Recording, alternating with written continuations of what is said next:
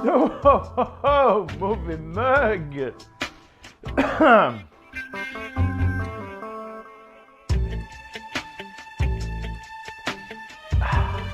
On peut y aller. Les mugs Olami Marseille sont disponibles au centre. N'hésite pas à aller demander le tien. Bonjour à toutes et à tous et bienvenue pour ce nouvel épisode de la paracha de la semaine. Cet épisode arrive un peu tard et au nom de toute l'équipe, je tiens à vous dire pardon. Je m'excuse. J'en profite pour vous expliquer un petit peu comment on travaille. L'idée est écrite par Abraham. Ensuite, j'écris le texte que vous êtes en train d'écouter.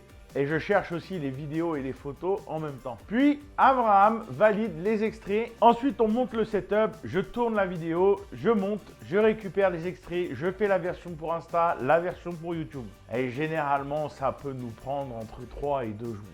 Combien? On est deux à faire les vidéos et vous imaginez qu'on a énormément de choses à gérer en dehors de ça. Voilà pourquoi il faut continuer de nous soutenir. Un like, un partage et on s'abonne. On compte sur vous? Allez, on y va.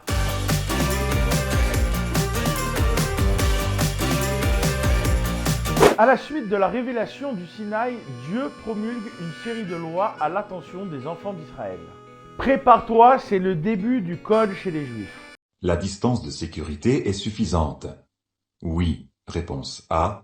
Non, réponse B. Elles incluent des lois relatives aux serviteurs juifs, aux peines sanctionnant l'agression, le meurtre, le rapt, le vol. Les lois civiles relatives à la réparation des dommages, aux prêts financiers. Et déjà à l'époque, on te dit que les prêts doivent être régulés. Et la responsabilité des 4 catégories de gardiens. Ainsi que les lois régissant le protocole judiciaire des tribunaux. Sont également enseignées les lois mettant en garde contre le fait de maltraiter les étrangers. C'est pour ça que nous avons une délinquance aussi explosive, c'est à cause de l'immigration. L'observance des fêtes saisonnières et des offrandes agricoles qui devaient être amenées au Saint-Temple à Jérusalem, même s'il n'est pas construit à l'époque. L'interdiction de cuire la viande avec le lait et la mitzvah de prier. En tout, la paracha de Mishpatim contient 53 commandements. 23 commandements impératifs et 30 interdictions. C'est pas mal déjà, parce que je te rappelle qu'en tout, il y a 613 commandements.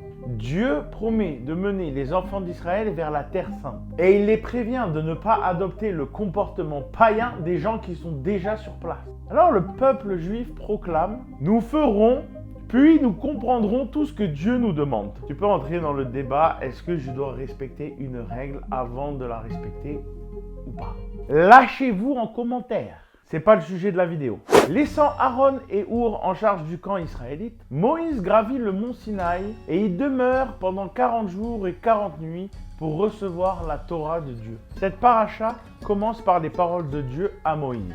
Et voici les jugements que tu exposeras devant eux. Quand on lit jugement, faut comprendre loi. Au lendemain des 10 commandements, la Torah énonce une série de lois. Mais le moment choisi par la Torah pour nous énoncer ces lois m'interpelle.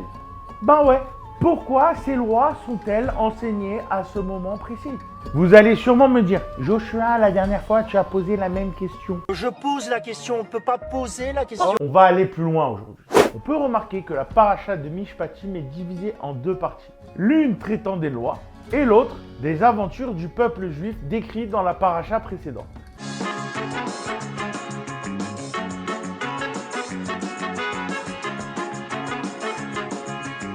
Mais bizarrement, ce récit ne reprend qu'à partir de la partie juridique. Pourquoi ces lois viennent-elles interrompre à ce moment-là le récit de notre histoire? Et aussi, pourquoi certaines de ces lois? On parle à un moment de comment gérer tes esclaves, alors qu'on sort de 200 ans d'esclavage. En vérité, ces lois peuvent être décrites comme une sorte de contrat social. Et pourquoi ce contrat social est présent à ce moment précis du récit? On peut supposer la chose suivante. Les enfants d'Israël devaient établir une nouvelle société basée sur la Torah, qu'elles venaient tout juste de recevoir. Par conséquent, il était essentiel d'établir les règles de base qu'on attendait de cette nouvelle société. Il s'agissait ici de tester concrètement leur application de la Torah. S'ils parviennent à son application et à respecter ses lois, qu'ils en font l'acceptation totale. Cette observation nous donne accès à une observation encore plus profonde, du lien entre les livres de Bereshit et Shemot. Je t'ai dit, on va plus loin.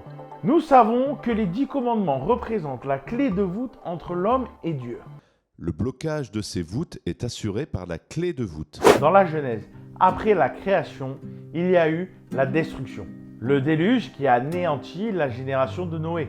La raison principale de cette punition, c'était l'absence de contrat social qui a amené cette civilisation corrompue à la dérive.